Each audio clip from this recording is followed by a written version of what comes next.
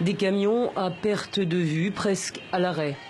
Nous sommes sur le corridor qui mène au poste frontière de Kasumbalesa, dans le Haut-Katanga. Et au bout du chemin, la Zambie. Un corridor totalement engorgé. Pour faire 90 km, ces chauffeurs mettent 7 jours en moyenne. Ça fait 7 jours que je ne me suis pas lavé faute de douche.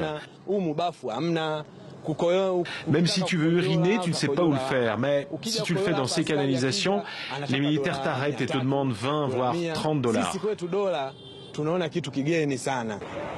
Un manque d'infrastructure et de fluidité presque absurde lorsqu'on sait que Kasumbalesa est la porte de sortie de la production minière de la région. Dans ces camions, il y a du cobalt, du cuivre, bref, le gros de la richesse du pays. Une situation à laquelle Joseph Kabila a promis de remédier. Le 1er juin dernier, le président congolais a inauguré un port sec censé tout désengorger. Kasumbalesa va être un véritable levier de l'essor économique de la République démocratique du Congo.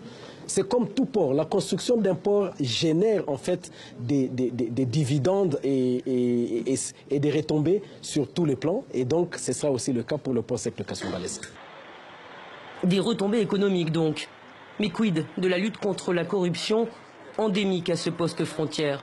Ici, le sport national, c'est la fraude sur le poids des minerais transportés.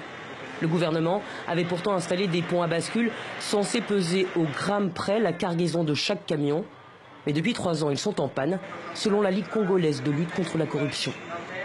On nous avait dit effectivement qu'il y avait des problèmes d'installation. Et ces problèmes devraient coûter à peu près 50 000 dollars pour réparer les ponts bascules. Et même malheureusement, jusqu'à preuve du contraire, ces ponts bascules ne fonctionnent toujours pas. Chaque année, selon Ernest Mpararo, entre 100 et 200 millions de dollars s'évaporent dans les poches de quelques-uns. La Likoko ne croit pas que le port sec promis par Joseph Kabila y changera quoi que ce soit. Nous l'affirmons, étant donné que le système qui est mis en place, c'est un système presque institutionnalisé.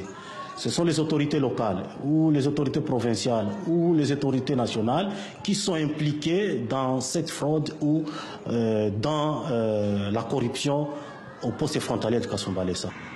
La construction du port sec de Kasumbalesa nécessitera près de 300 millions de dollars d'investissement et devrait être opérationnelle en 2021.